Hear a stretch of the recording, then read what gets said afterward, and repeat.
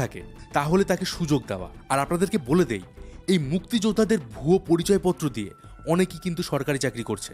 কিন্তু এই আন্দোলনকারীরা যখন শান্তিপূর্ণভাবে তাদের দাবি জানাচ্ছিল, এই সময় প্রধানমন্ত্রী শেখ হাসিনার একটা বক্তব্য সামনে আসে, যেখানে তিনি কথায় কথায় এটা বলেন যে মুক্তিযোদ্ধাদের নাতিপুতিরা চাকরি না পেলে তাহলে কি রাজাকারদের নাতিপুতিরা চাকরি পাবে?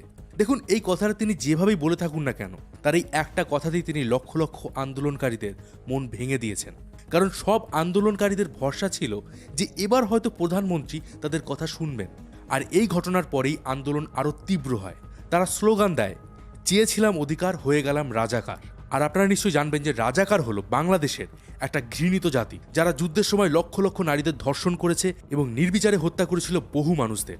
আর এই রাজাকারদের সাথে চাকরি প্রার্থীদের তুলনা আগুনে ঘি ঢালার মতো কাজ করেছে। বলা হয়, যদি তুমি একটা দেশকে ধ্বংস করতে চাও তাহলে সেই দেশের যুব সমাজকে পঙ্গু করে দাও, তাদের শিক্ষা কেড়ে নাও, তাদের আশাগুলোকেও মেরে দাও।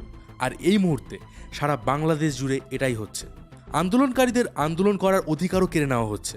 আর এতে যুক্ত হয়েছে ছাত্রলীগ এবং পুলিশ। ছাত্রলীগের নেতাকর্মীরা এই আন্দোলনকারীদের উপর আক্রমণ চালাচ্ছে। বহু ছাত্রছাত্রীদের তারা মারধর করছে, তাদের ফোন কেড়ে নিচ্ছে, মেয়েদের গায়ে হাত তোলা, ছাদ থেকে ছাত্রদের ফেলে দেওয়া, কোনো কিছুই বাদ যাচ্ছে না।